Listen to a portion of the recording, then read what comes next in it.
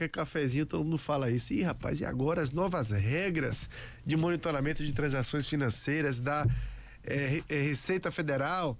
Nosso programa reserva um espaço para esclarecer os pontos principais, tirar essas dúvidas também. A gente está recebendo aqui o delegado da Receita Federal em Feira de Santana, Gustavo Breitenbach. Se tiver falado errado, me desculpe, mas eu queria começar falando justamente sobre isso, né? Porque quando a gente fala de mudanças de regras no monitoramento, surge muita informação, e algumas inclusive falsas, né? Começa aquele zoom, rede social, as pessoas começam a propagar informações e muita gente fica sem saber o que é verídico, o que não é.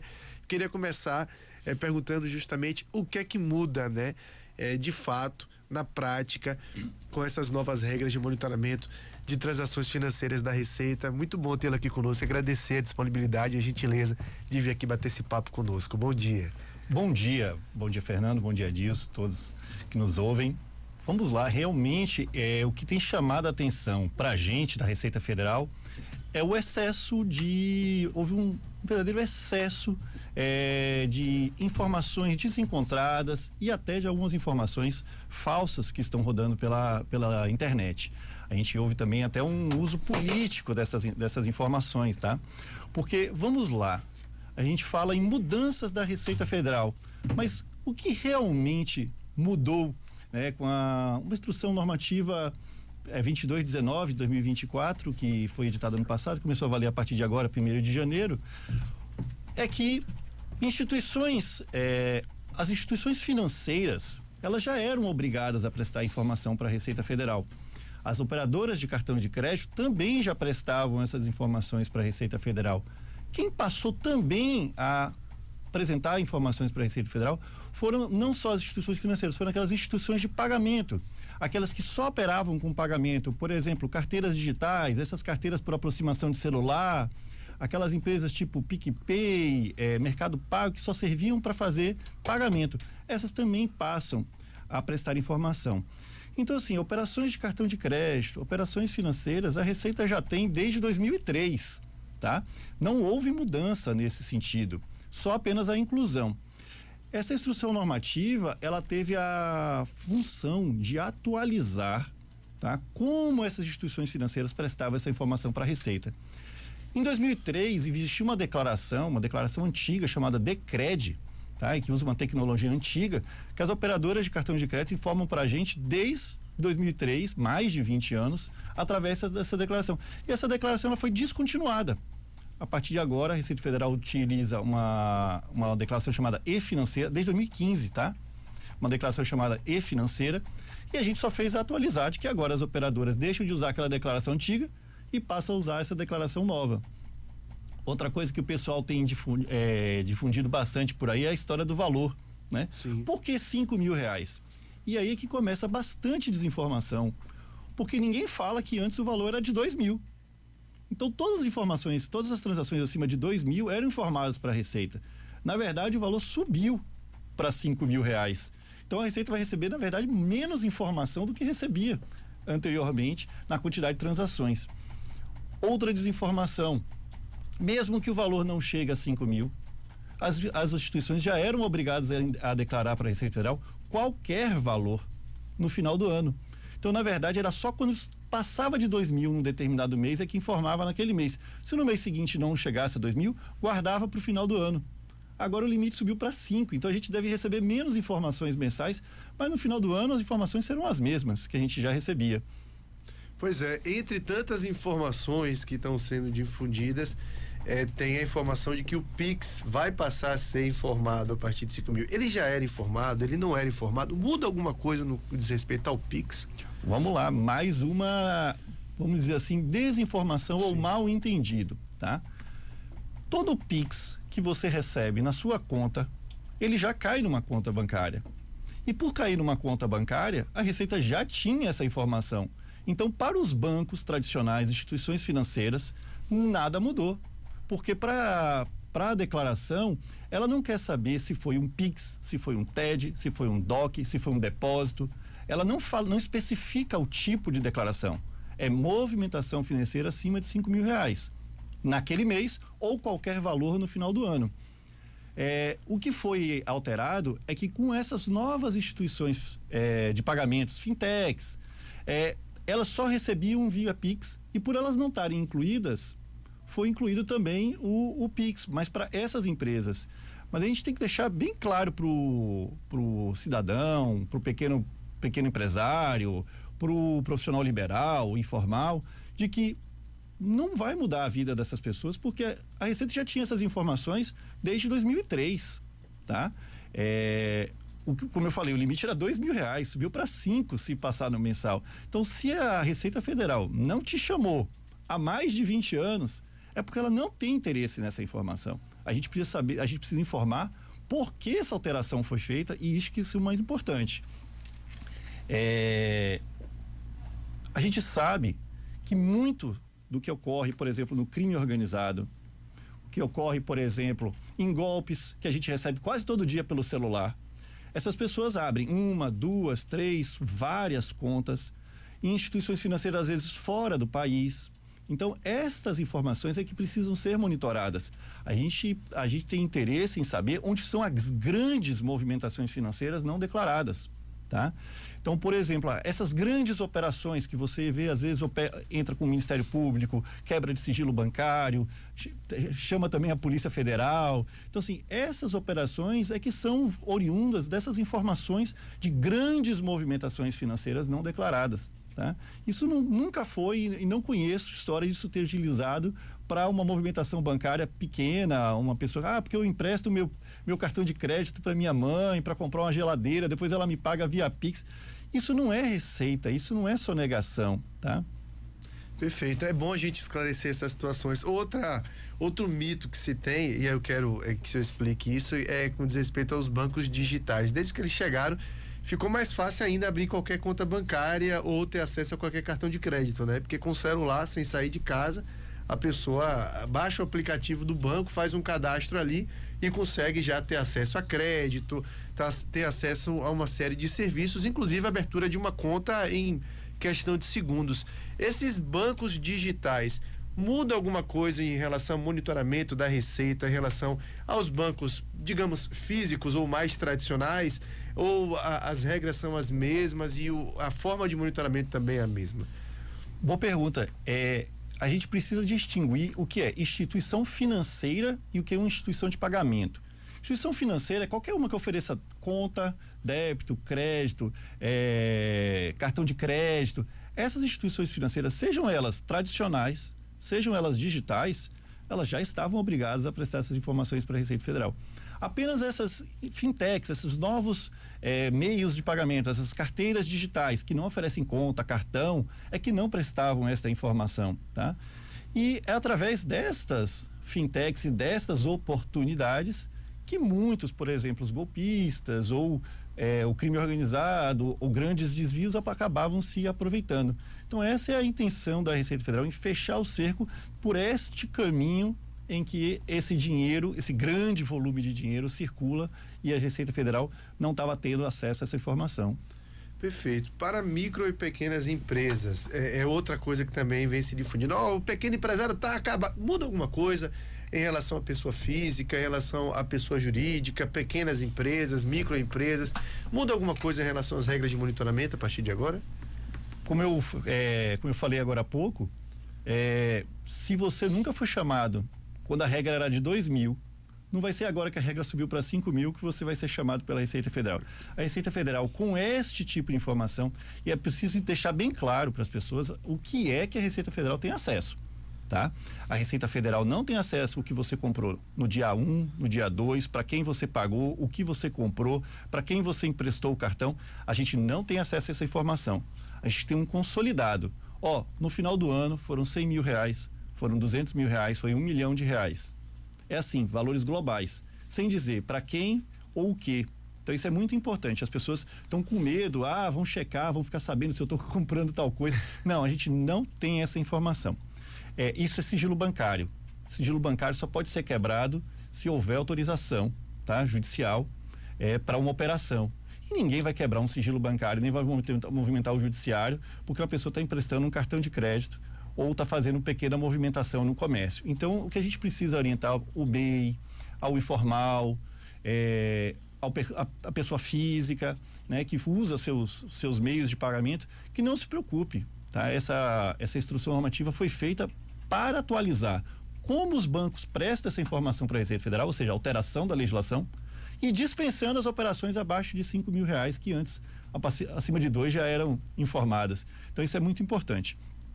Tem uma pergunta que é a que eu mais ouço.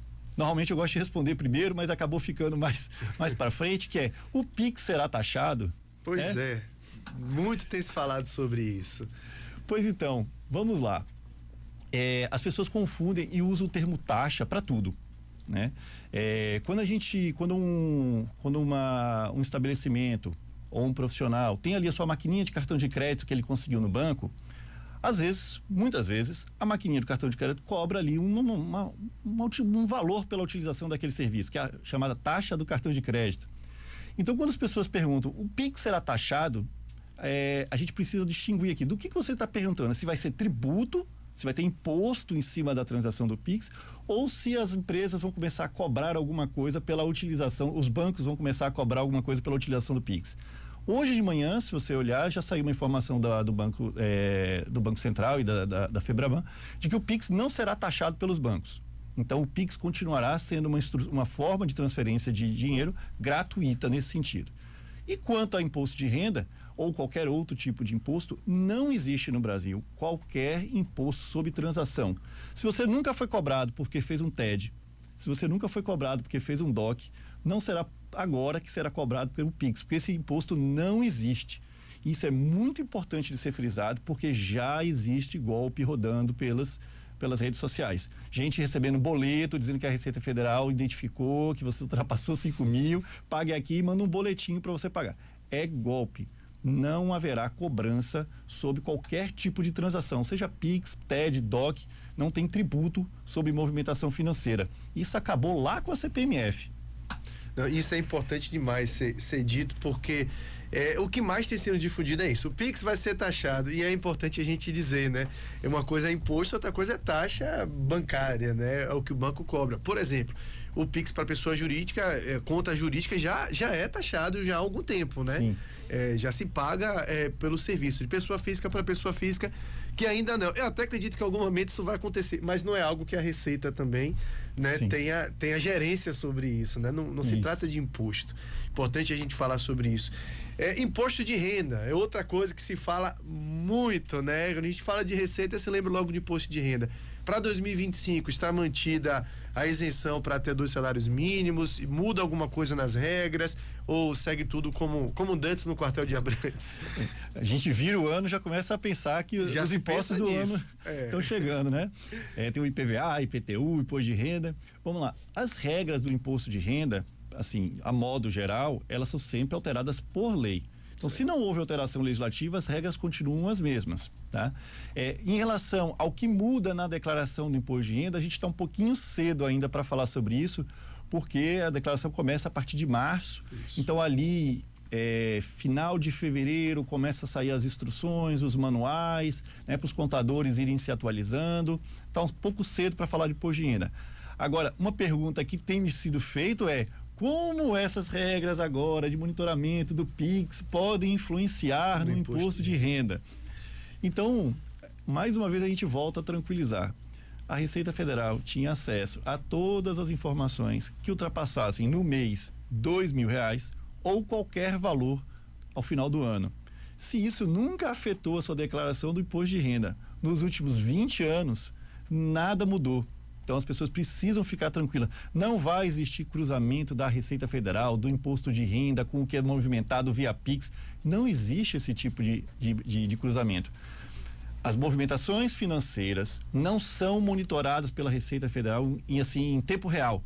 Passei um Pix hoje, a Receita já está sabendo. Não é assim que funciona.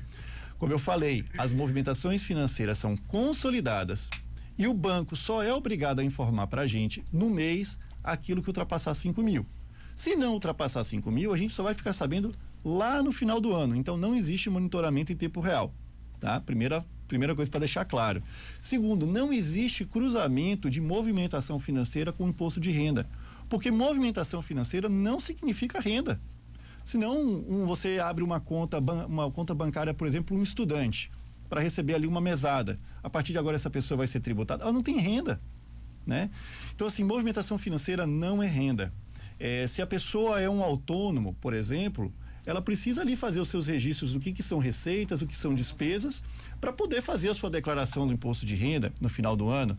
Então, na dúvida, procura um profissional da contabilidade que vai te instruir. Se você é informal, a gente até estimula que procure a formalização, por exemplo, através do MEI, porque vai lhe dar garantias sociais, por exemplo, como uma aposentadoria, um benefício caso você se acidente. E não tem nem imposto federal, a não ser a contribuição previdenciária para sua própria aposentadoria. Isso vai lhe permitir, por exemplo, abrir uma conta bancária como pessoa jurídica, né? Inclusive, para fins tributários, pode ser até mais vantajoso, porque a tributação da pessoa física é maior do que a tributação da pessoa jurídica. Então, assim, para a vida das pessoas, continue analisando o que é vantajoso para você, o que é melhor para você, enquanto, até em termos empresariais, você vai deixar de receber um Pix, você pode perder uma venda por causa disso.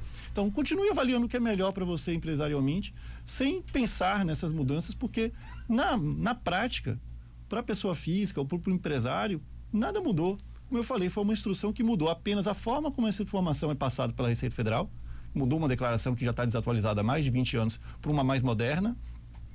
Apenas instituições que não estavam abrangidas passaram a ser abrangidas. As transações acima de R$2.000 deixam de ser informadas para a Receita apenas se passar de 5 mil, e não tem tributo sobre movimentação financeira. Então isso é que a gente tem que deixar as pessoas tranquilas. E não muda o cuidado que se deva ter todos os anos com a declaração do imposto de renda, né? É porque muita gente pensa nisso. Agora eu vou cair na malha fina. A malha fina, se eu estiver errado, me corrija, ela acontece muito mais por uma declaração que não esteja compatível com o que foi feito de movimentações. Mas isso é declarado pelo próprio contribuinte, não é a Receita que vai lá e identifica, olha, tem um Pix acima de 5 mil aí e eu vou lhe cobrar por isso, né?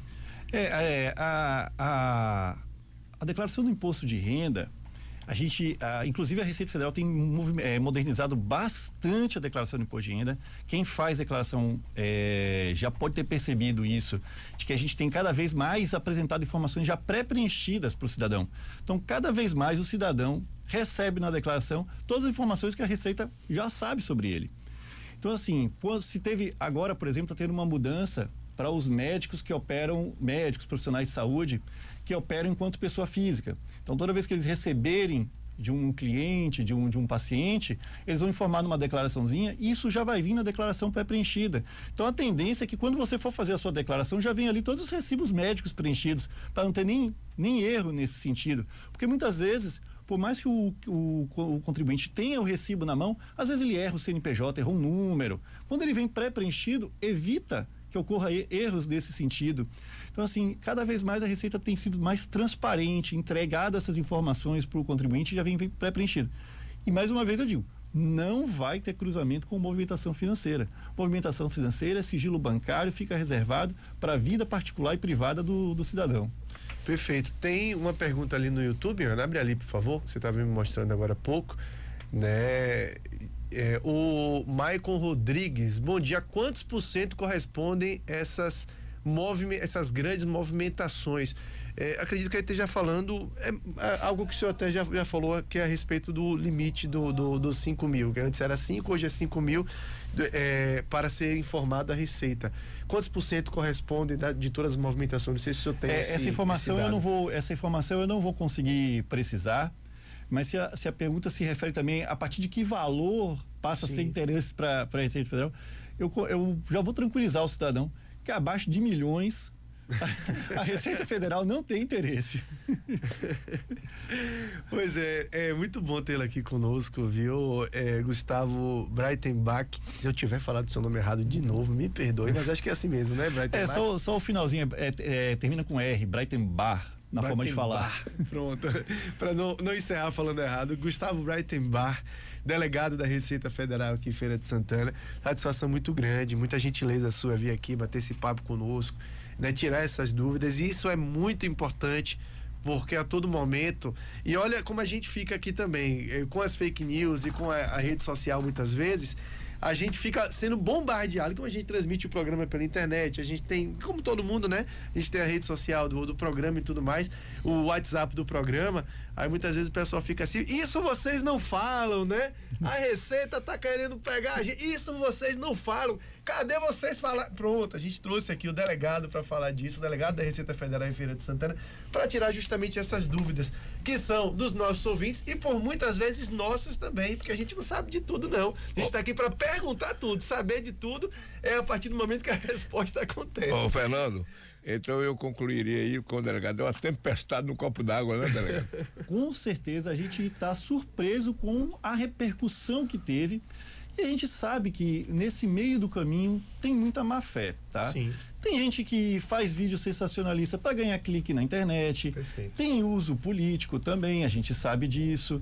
Então, assim, a gente só fica assim surpreso porque a Receita foi colocada no meio disso tudo. Mas eu tô assim, a gente está aqui à disposição, quantas vezes for preciso para vir esclarecer, tá? Mais para frente, coloco-me também à disposição para quando a gente for falar de imposto de renda. Tem também os programas que a Receita desenvolve, que são muito interessantes, que a população devia conhecer, por exemplo, de como deixar dinheiro do seu imposto de renda no próprio município para ajudar crianças, idosos.